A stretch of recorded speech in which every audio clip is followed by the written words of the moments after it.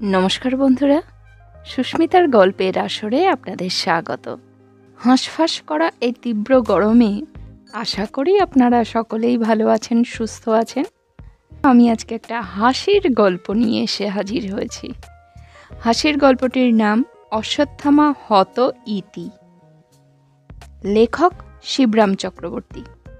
শুনে দেখুন, ভালো লাগবে নিশ্চয়ই। পাশের বাড়ি বেরি হওয়ার পর থেকেই মন খারাপ হয়ে যাচ্ছিল। পাশের বাড়ির সঙ্গে কোনো সম্পর্ক ছিল যে তা নয়, সম্পর্ক হবার আশঙ্কাও ছিল না, কিন্তু বেরির সঙ্গে সম্পর্ক হতে কতক্ষণ। যে বেপরোয়া ব্যারাম কোন দেশ থেকে এসে এত দূর পর্যন্ত এগুতে পেরেছে, তার পক্ষে আর একটু কষ্ট স্বীকার করা এমন কঠিন কি? কদিন থেকে শরীরটাও খারাপও বোধ করতে লাগলাম। মনের মধ্যে স্বগতোক্তি শুরু হয়ে গেল, ভালো করছো না হে অশ্বিনী, সময় থাকতে ডাক্তার দেখাও। মনের পরামর্শ মানতেই হলো। গেলাম ডাক্তারের কাছে, বিখ্যাত গজেন ডাক্তারের কাছে। আমাদের পাড়ায় ডাক্তার এবং টাক্তার বলতে একমাত্র তাকেই বোঝায়। তিনি নানা রকমে পরীক্ষা করলেন, পালসের বিট গুনলেন, ব্লাড প্রেশার নিলেন, স্টেথোস্কোপ বসালেন, অবশেষে নিছক আঙুলের সাহায্যে বুকের নানা স্থান বাজাতে শুরু করে দিলেন। বাজনা শেষ হলো আর বললেন, আর কিছু না, আপনার হার্ট ডায়ালেট করেছে। কি বলেন কি গজেনবাবু? আমার পিলে পর্যন্ত চমকে যায়। তিনি দারুণ গম্ভীর হয়ে গেলেন। কখনো বেরি হয়েছিল কি? হয়েছিল, পাশের বাড়িতে। ভয়ে ভয়ে বলতে হলো। ডাক্তারের কাছে ব্যারাম লুকিয়ে লাভ নেই। ঠিকই ধরেছি, বেরির আফটার এফেক্টই এই। তাহলে কি হবে? আমি অত্যন্ত কাতর হয়ে পড়লাম। তাহলে কি আমি আর বাঁচব না? হ্যাঁ, একটু শক্ত বটে, সঙ্গীন কেস। এরকম অবস্থায় যে কোনো মুহূর্তে হার্ট ফেল করা সম্ভব। বলেন কি গজেনবাবু? আমার পিলে পর্যন্ত চমকে যায়। তিনি দারুণ গম্ভীর হয়ে গেলেন। কখনো বেরি হয়েছিল কি? হয়েছিল, তবে পাশের বাড়িতে। ভয়ে ভয়ে বলতে হলো। ডাক্তারের কাছে ব্যারাম লুকিয়ে লাভ নেই। ঠিকই ধরেছি, বেরির আফটার এফেক্টই এই। তাহলে কি হবে? আমি অত্যন্ত কাতর হয়ে পড়লাম। তাহলে কি আমি আর বাঁচব না? একটু শক্ত বটে, সঙ্গীন কেস। এরকম অবস্থায় যে কোনো মুহূর্তে হার্ট ফেল করা সম্ভব। বলেন কি গজেনবাবু? না, আপনার কোনো কথা শুনবো না। আমাকে আপনার বাঁচাতেই হবে, আপনাকে। করুণ কণ্ঠে বলি, তা যে করেই পারেন। আমি না বেঁচে থাকলে আমাকে দেখবে কে? আমাকে দেখবার আর কেউ থাকবে না যে? কেউ আমার নেই। 5 টাকা ভিজিট দিয়ে ফেললাম। আচ্ছা, চেষ্টা করে দেখা যাক, গজেন ডাক্তার বললেন। একটা ভেজিটালিসের মিক্সচার দিচ্ছি আপনাকে, নিয়মিত খাবেন, সারলে ওতেই সারবে। আমি আর 5 টাকা ওর হাতে গুঁজে দিলাম। তবে তাই কয়েক বোতল বানিয়ে দিন আমায়, আমি হরদম খাবো। না, হরদম নয়, দিনে 3 বার। আর কোথাও চেঞ্জে যান, চলে যান পশ্চিম গেলে ভালো হয়। সেখানে গিয়ে আর কিছু নয়, একদম কমপ্লিট রেস্ট। প্রাণের জন্য মরিয়া হতে বেশি দেরি লাগে না মানুষের। বললাম, আচ্ছা তাই যাচ্ছি না হয়। ডালটনগঞ্জে আমার মামার বাড়ি, সেখানেই যাব। কমপ্লিট রেস্ট, বুঝেছেন তো? হাঁটা চলা কি ঘোরাফেরা কি দৌড়ঝাঁপ কি কোনো পরিশ্রমের কাজ একদম না। করেছেন কি মরেছেন, যাকে বলে হার্ট ফেল। দেখতে শুনতে দেবে না, সঙ্গে সঙ্গে খতম। বুঝেছেন তো অশ্বিনীবাবু? অশ্বিনীবাবু হাড়ে হাড়ে বুঝেছে। ডাক্তার দেখাবার আগে বুঝেছেন এবং পরে বুঝেছেন। যেদিনই পাশের বাড়িতে বেরির সূত্রপাত হয়েছে, সেই দিনই তিনি জেনেছেন তার জীবন সংশয়। তবু গজেনবাবুকে আশ্বস্ত করি, নিশ্চয়ই, পরিশ্রম না করার জন্যই যা পরিশ্রম, তাই করব। আপনি নিশ্চিন্তে থাকুন, এখন থেকে অলস হবার জন্যই আমার নিরলস চেষ্টা থাকবে। এই বলে আমি ওরফে অশ্বিনীবাবু বিদায় নিলাম। মামারা থাকেন ডাল্টনগঞ্জে, সেখানে তাদের ক্ষেত খামার। মোটা বেতনের সরকারি চাকরি ছেড়ে দিয়ে জমিটমি কিনে চাষবাস নিয়ে পড়েছেন। বেকার সমস্যা সমাধানের মতলব ছোটবেলা থেকেই মামাদের মনে ছিল, কিন্তু চাকরির জন্য তা করতে পারছিলেন না। চাকরি করলে আর মানুষ বেকার থাকে কি করে? সমস্যাই নেই তো সমাধান করবে কিসের? অনেকদিন মনোকষ্টে থেকে অবশেষে তারা চাকরি ছাড়লেন। তারপরেই এই চাষবাস। কলকাতার বাজারে তাদের তরকারি চালান আসে।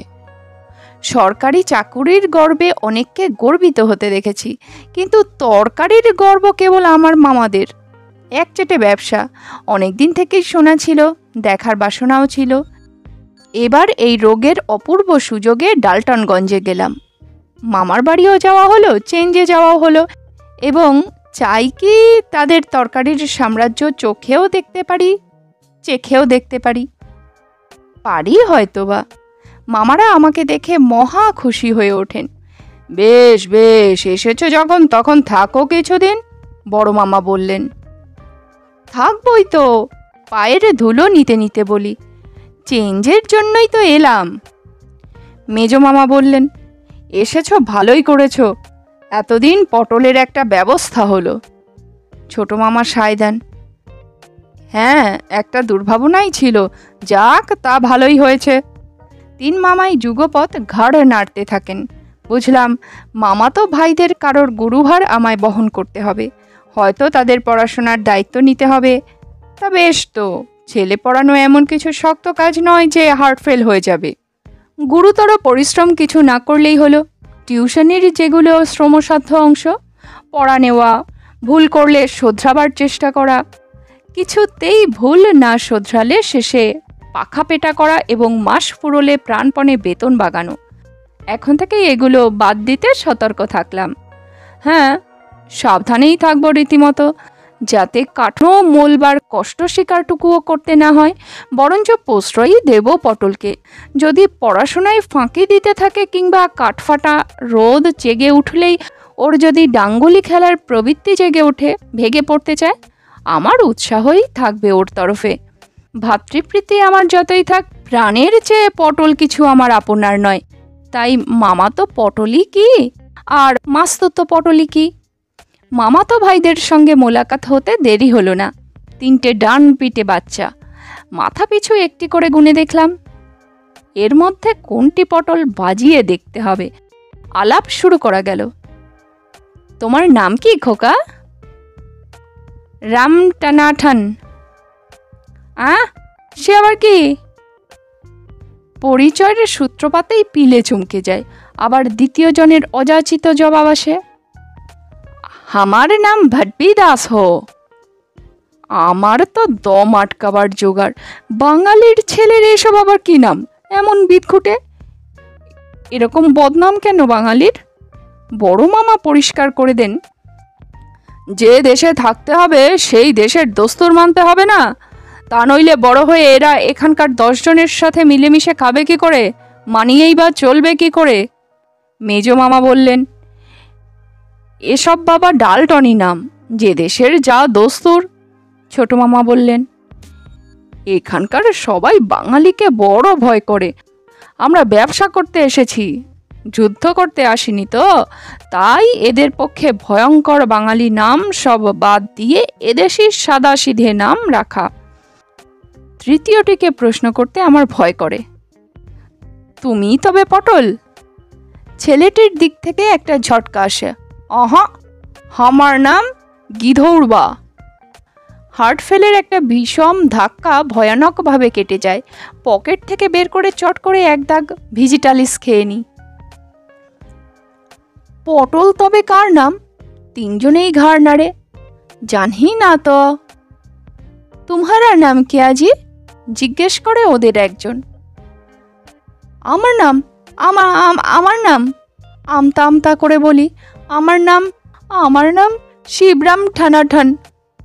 জসমিন দেশে যদাচার। ডালটনগঞ্জের ডাল ভাঙো কায়দায় আমার নামটার একটা হিন্দি সংস্করণ বার করতে হবে। ভট্টরিদাস এগিয়ে এসে আমার হাতের শিশিটি হস্তগত করে। সিরাপ হ্যাঁ ক্যা? 3টে বোতল ওদের 3জনের হাতে দিই। মেজমামা একটি লেবেলের উপর দৃকপাত করে বলেন, সিরাপ নেহি, ভেজিটালিস হ্যায়, খাও মত, তাক্কা উপর রাখ দাও। ভট্টরিদাস রাম ঠানাঠানকে বুঝিয়ে দেয়, समझा कुछ? इससे ही डिज लंठन बनती, यही दवाई से। বড় মামা বলেন, শিবু, সেই কাল বিকেলে গাড়িতে উঠেছ, খিদে পেয়েছে নিশ্চয়ই, কিছু খেটে নাও আগে। ত্রম্বক ওঝার ডাক পড়ল। ছোট মামা আমার বিস্মিত দৃষ্টির জবাব দেন, তোমার দাদা মশাইয়ের সঙ্গে মাসিরা সব তীর্থে গেছেন কিনা? তা দিন কতকের জন্য এই মহারাজকে কাজ চালানোর মতন রাখা হয়েছে। 23টা চাপাটি আর কিছু তরকারি নিয়ে মহারাজের আবির্ভাব হয়। 3টি চাপাটি বা চপেটাঘাত সহ্য করতেই প্রাণ যায়। তারপর কিছুতেই আর টানতে পারি না। মামারা হাসতে থাকেন, অগত্যার লজ্জায় পড়ে আর আড়াইটা কোনো রকমে গলধকরণ করি, টেনে টুনে পাঠাই গলার তলায় ঠেলে ঠুলে। মামা ভয়ানক হাসেন, তোমার যে দেখি পাখির খোরাক হে। আমি বলি, খেতে পারতাম, কিন্তু পরিশ্রম করা আমার ডাক্তারের নিষেধ কিনা। আঁচিয়ে এসে লক্ষ্য করি আমার ভুক্তাবশেষ সেই 17.5টা চাপাটি ফ্রম রামঠানাঠান টু গেধৌর চোখের পলকে নিঃশেষ করে এনেছে। এই দৃশ্য দেখাও কম শ্রমসাধ্য নয়।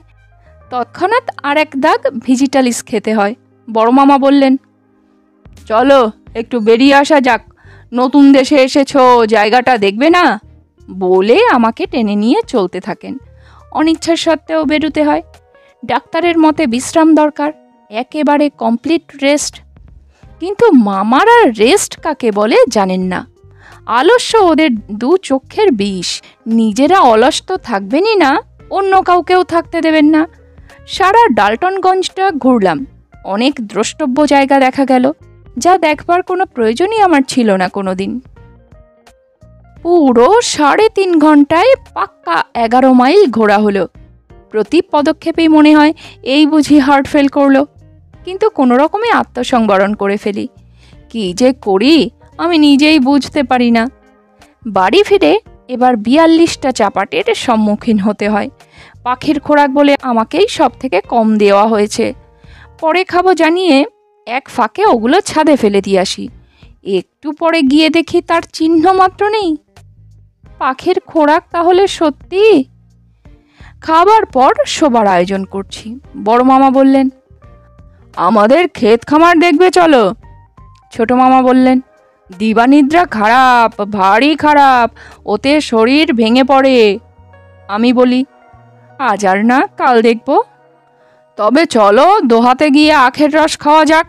আখের ক্ষেত্র দেখেছ কখনো? আখের রসের লালসা ছিল। জিজ্ঞাসা করলুম, খুব বেশি দূরে নয় তো?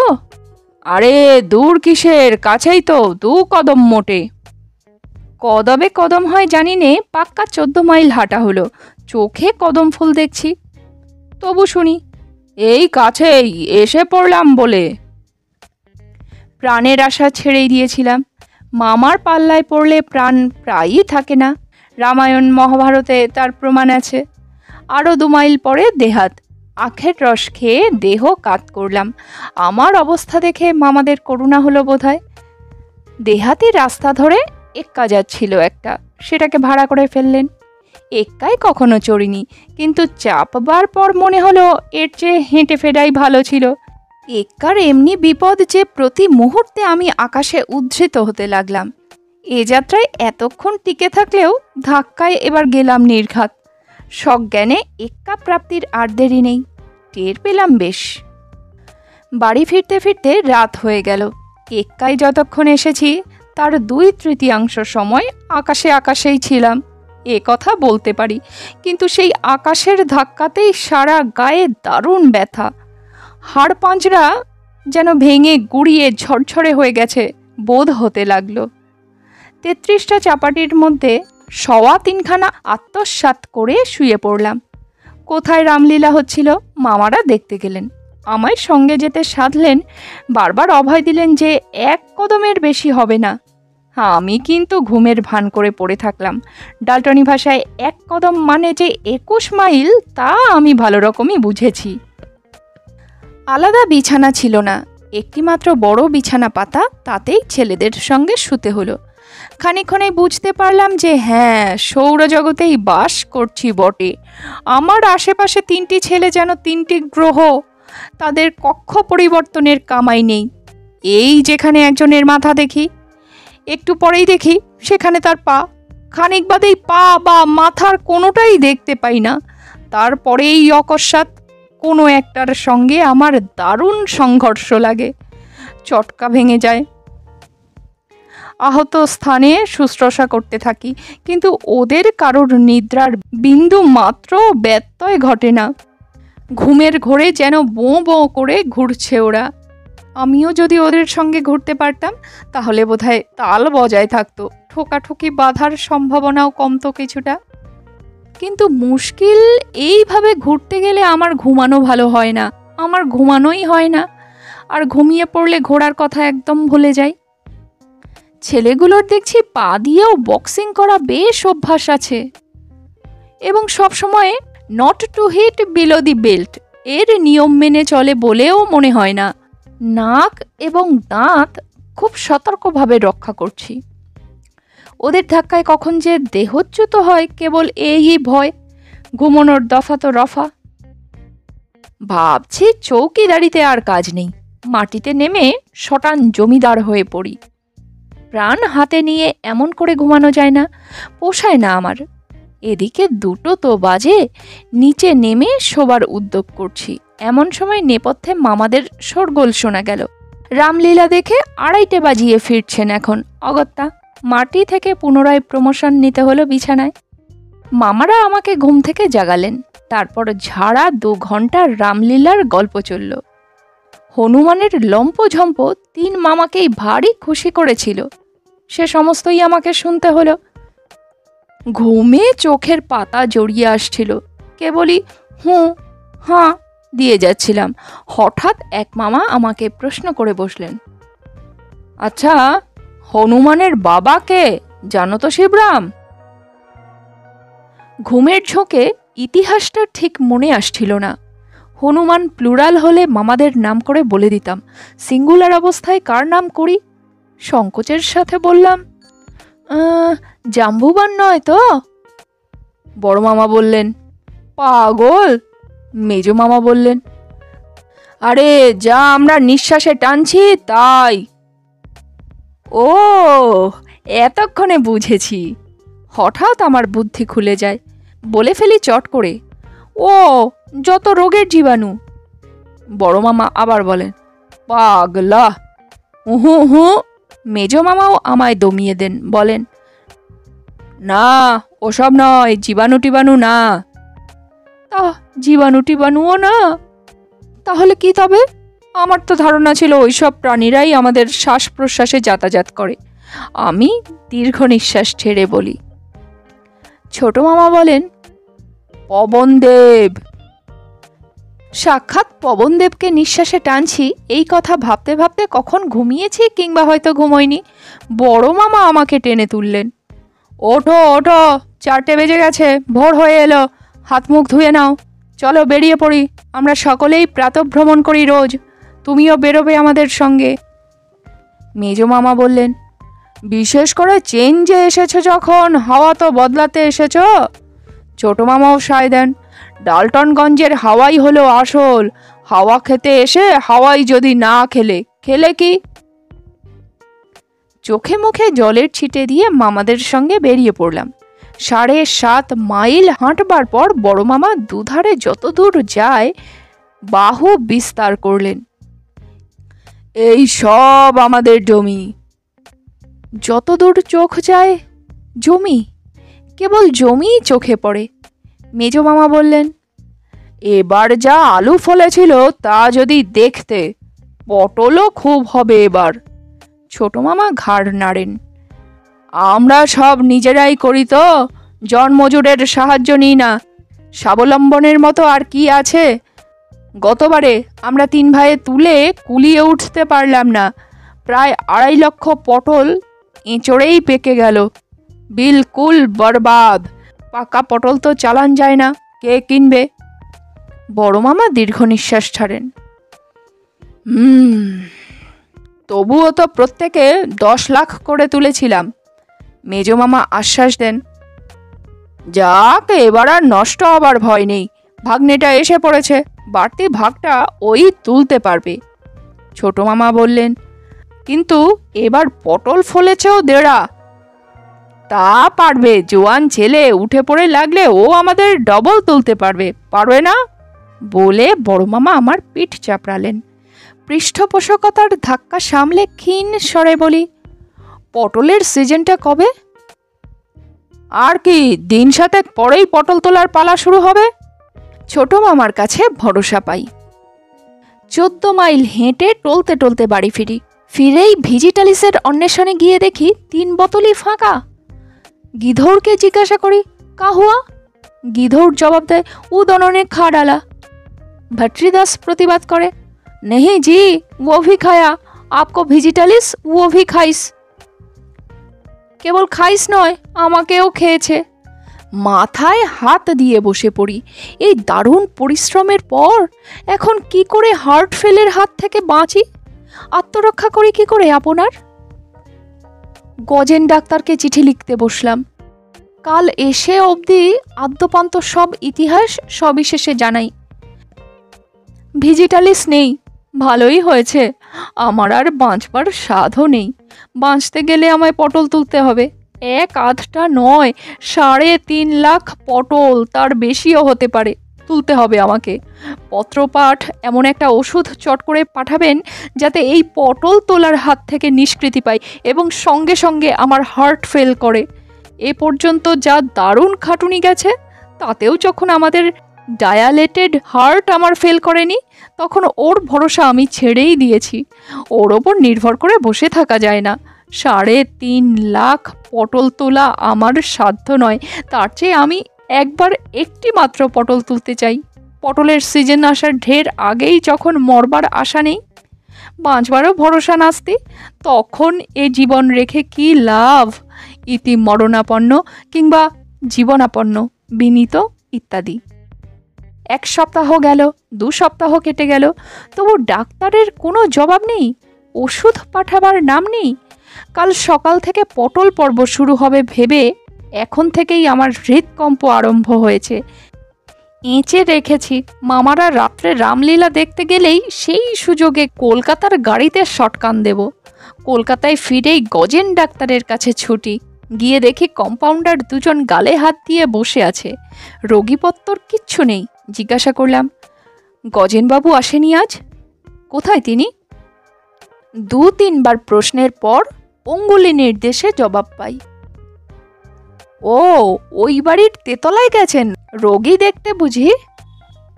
উত্তর আসে, না, রোগী দেখতে নয়, আরও উপরে। আরও উপরে? আরও উপরে কি রকম? বাড়ির ছাদে নাকি? আমি অবাক হয়ে যাই। ঘুড়ি ওড়াচ্ছেন বুঝি? আগে না, তারও উপরে। ছাদেরও উপরে? তবে কি এরোপ্লেনের সাহায্যে তিনি আকাশেই উড়ছেন এখন? ডাক্তার মানুষের এ আবার কি ব্যারাম? বিস্ময়ের আতিশয্যে প্রায় ব্যাকুল হয়ে উঠি। এমন সময় ছোট কম্পাউন্ডারটি গুরু গম্ভীরভাবে অথচ সংক্ষেপে জানান, মারা গেছেন। হ্যাঁ, মারা গেছেন? সে কি রকম? 10 দিনের মধ্যে 3য়বার আমার পিলে চমকায়, হার্ট ফেল। বুড়ো কম্পাউন্ডারটি বললেন, আর কি বলবো মশাই, এক সর্বনেশে চিঠি ডাল্টনগঞ্জ থেকে, অশ্বিনীর না ভারণীর কার এলো যেন, তাই পড়তে পড়তে ডাক্তারবাবুর চোখ উল্টে গেল। বার তিনেক শুধু বললেন, কি সর্বনাশ, কি সর্বনাশ। তারপরে আবার কিছুই বললেন না, তার হার্ট ফেল হলো।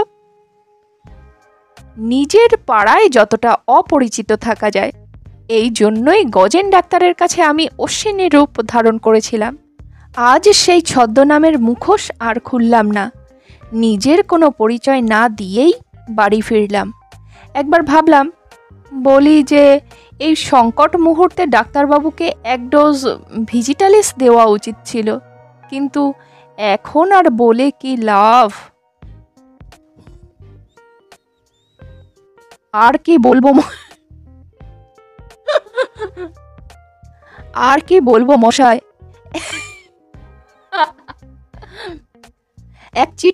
এক সর্বনেশে চিঠি ডাল্টনগঞ্জ থেকে।